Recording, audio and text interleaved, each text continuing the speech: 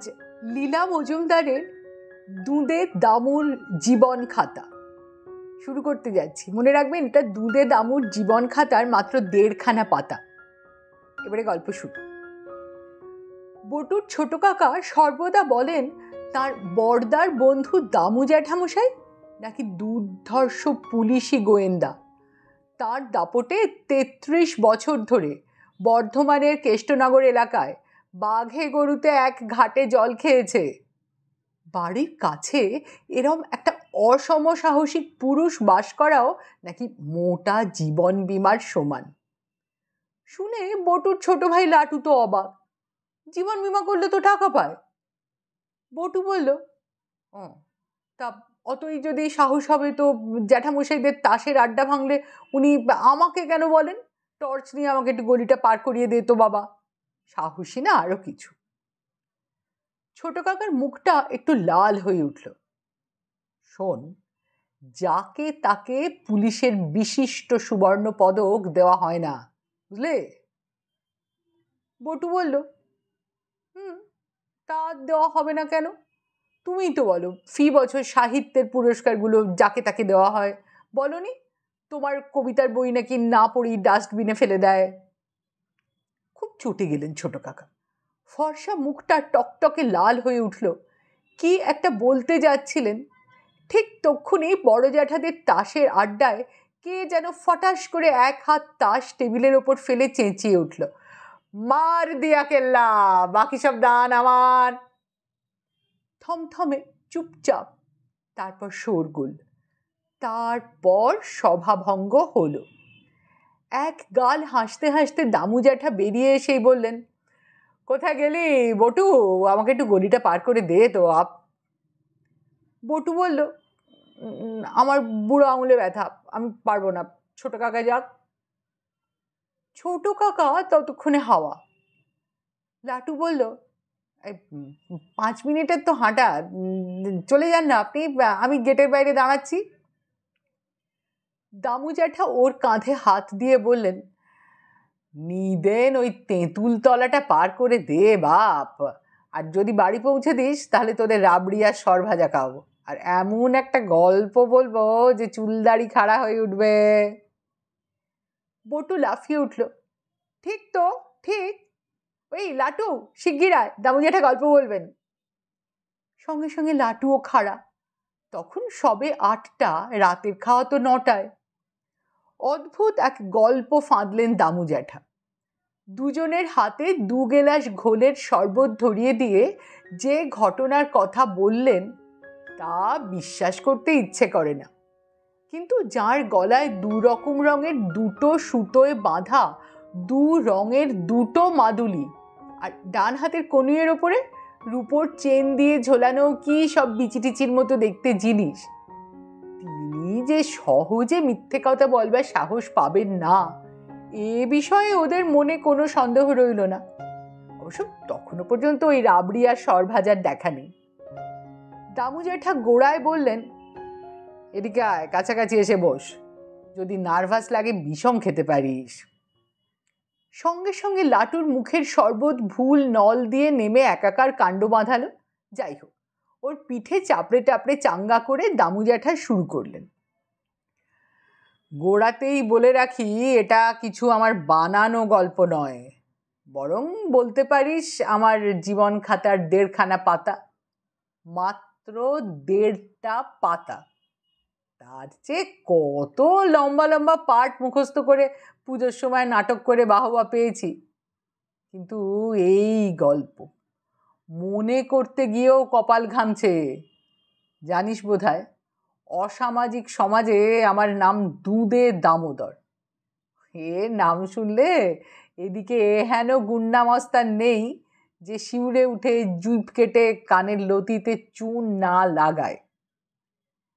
লাটু আশ্চর্য হয়ে বলল, কেন চুন লাগায় কেন? বটু বিরক্ত হলো, তুই বড় বোকা, কানের লতিতে চুন লাগালে পান খেয়ে মুখ পোড়াতে জ্বলুনি সেরে যায়।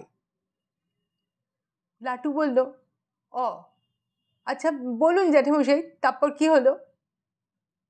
দুধে দামু বললেন, তোরা এত হালকাভাবে ব্যাপারটাকে নিচ্ছিস দেখে আমি অবাক হচ্ছি। এদিকে তো ভিতুর এক শেষ, গল্প আরম্ভ হওয়ার আগে থেকেই বিষম খাচ্ছিস। তা শোন, সারা বছরের মধ্যে বর্ষাকালটা সবচেয়ে খারাপ, তা জানিস তো? লাটু বলল, মোটেই না। ভূগোল স্যার বলেছেন বর্ষা না হলে ধান হয় না, কাঁঠালের গায়ে জল না পড়লে কাঁঠাল মিষ্টি হয় না। দামু জ্যাঠা রেগে গেলেন। তোরা গল্প শুনতে না চাস তো সেটা বললেই হয়। বটু ব্যস্ত হয়ে উঠল, না না জ্যাঠামশাই, আমরা শুনতে চাই। তাহলে আর ব্যাঘাত দিস নে। আমি অন্য অর্থে বলেছি বর্ষাকাল সবচেয়ে খারাপ। এখানে খারাপ মানে ভয়াবহ। জল পেয়ে প্রকৃতির বিকট দিকটা জাগিয়ে ওঠে। মানুষের কষ্টের শেষ থাকে না।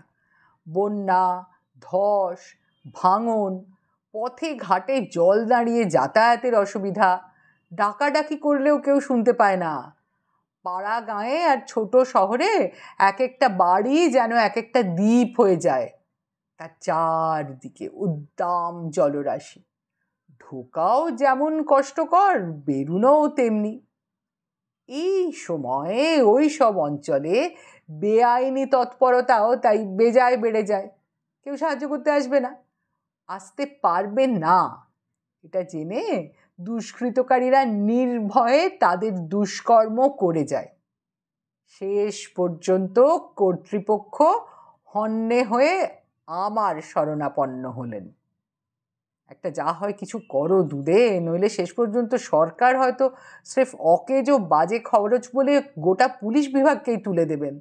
তখন তোমার চেয়ে আমাদের আরও বেশি ক্ষতি হবে।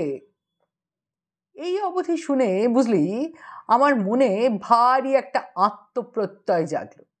এরা তাহলে স্বীকার করছেন যে পুলিশ বিভাগে আমার গুরুত্বই সবচেয়ে বেশি। তারপর আমার ওপরওয়ালা আর একটু খুলে বললেন, দেখো, আমাদের ক্ষতি বেশি কারণ আমরা বেশি মাইনে পাই, কিন্তু কাজের বেলায় তোমার কাছে আমাদের ভূমিকা তুচ্ছ। এই যাত্রাটা বাঁচিয়ে দাও, তার জন্য তোমাকে কখনো অনুতাপ করতে হবে না, বুঝলে? আমিও মৌকা বুঝে বললুম, দেখুন, আমার আর 8 বছরের সার্ভিস বাকি আছে। এই গোটা সময়টা আমাকে যদি কেষ্টনগরে পোস্টিং দেন, তাহলে একেবারে শেকড় থেকে পাপ উপড়ে ফেলার একটা ব্যবস্থা করার চেষ্টা করতে পারি। তবে স্যার, এই গন্ধমাদন তো চট করে তোলা যায় না, কিন্তু যত দূর বুঝছি এর কেন্দ্রবিন্দু হলো গিয়ে ওই কেষ্টনগর অঞ্চলটা। আমার বাপের ভিটে, ওখানকার বজ্জাতি আমি হাড়ে হাড়ে চিনি। মোট কথা বুঝলি, সেই স্তক এখানেই আছি এবং বেশ সম্মানের সঙ্গেই আমি কাজ করেছি। আমার পুরনো সাথীদের একদল সঙ্গে সঙ্গে দিল্লিতে কি বোম্বাইতে, একজন কুয়েট পর্যন্ত হয়ে মামার বাড়ি, শ্বশুর বাড়ি, সংসার ত্যাগী এসব হয়ে চলে গেছে। বাকিদের দিয়ে আমি আমার নিজের একটা ছোট দল করেছি। তারাও নিয়মিত রোজগার পেয়ে বেঁচে গেছে। আমিও দরকারের সময় নারী নক্ষত্র জেনে আসার বন্ধু পাই। জানিস তো, এর ফলে সোনার পদকও পেয়ে গেছি। এদিককার অসামাজিক কার্যকলাপ অর্ধেকের বেশি কমে গেছে।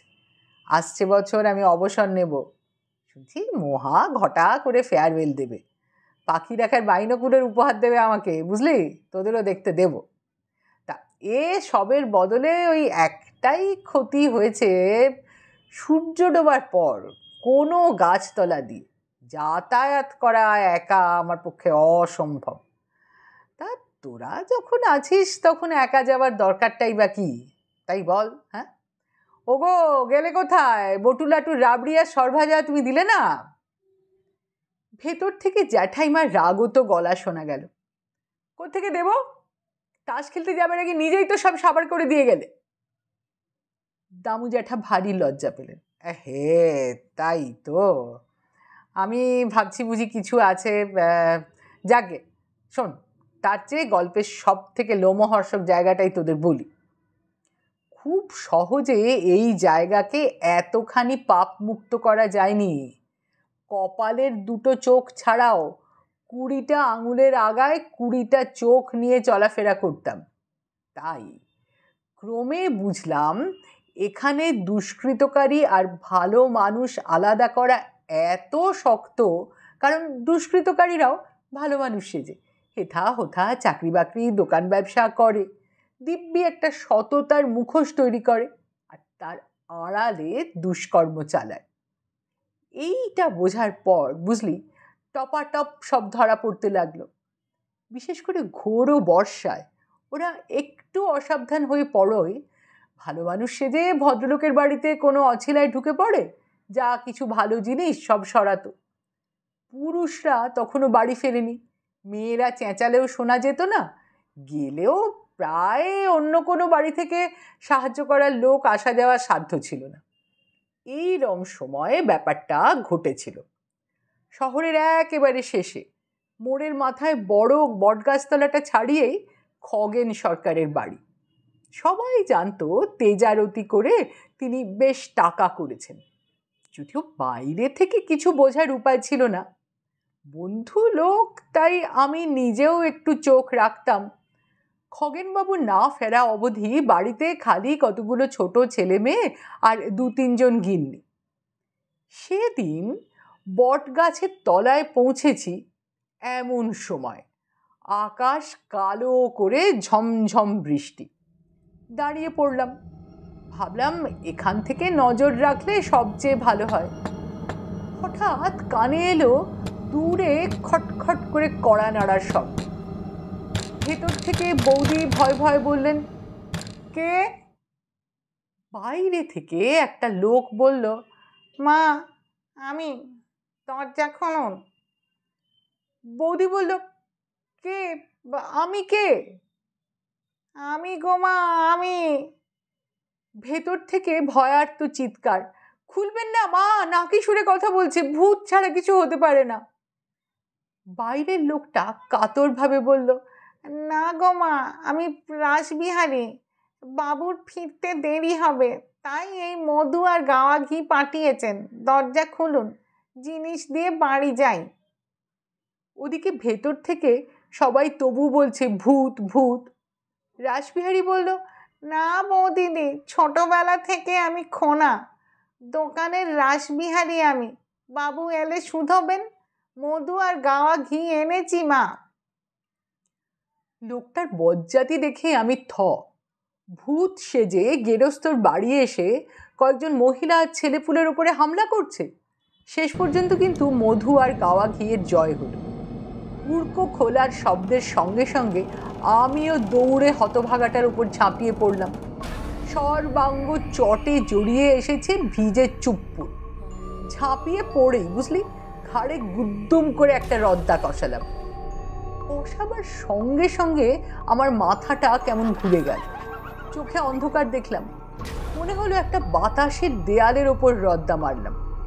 মরিয়া হয়ে হাতড়াতে গেলাম, ধরা ছোঁয়ার মধ্যে কিছু নেই, অজ্ঞান হয়ে পড়ে গেলাম বোধহয়। মুখে বৃষ্টির জলের ঝাপটা লাগতে আস্তে আস্তে উঠে বসলাম, দেখি লণ্ঠন হাতে বৌদিদি দাঁড়িয়ে দাঁড়িয়ে হাসছেন। বললেন, মস্করা করবার জায়গা পেলে না ঠাকুরপো, বাড়িতে সবাই তো আর একটু হলেই বলছিল খুন্তি চাটিয়ে মুখে ছ্যাঁকা দিতে, তোমার আবার ফিটের ব্যাম্য রয়েছে কে জানতো। ঠিক সেই সময় মেঘ কেটে গেল, বৃষ্টি থেমে গেল, চারদিকে জোছনা ফুটফুট করতে লাগলো। চেয়ে দেখি কেউ কোথাও নেই, কিচ্ছু নেই, না রাসবিহারী, না ভিজে চট, না মধু, না গাওয়া ঘি। কি বলবো বা, একেবারে তাজ্জব বনে গেল।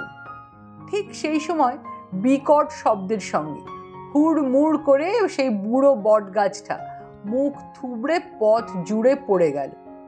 সেই স্তক সূর্য ডোবার পর আমি গাছতলা দিয়ে একা কখনো যাই না।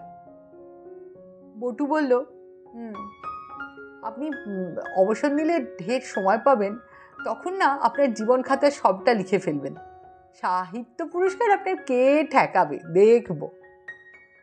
গল্পটা এখানেই শেষ, শিগগিরই আসছে নতুন গল্প নিয়ে। আপনার কীরকম লাগলো দয়া করে নিচে কমেন্ট বক্সে জানাবেন। ধন্যবাদ।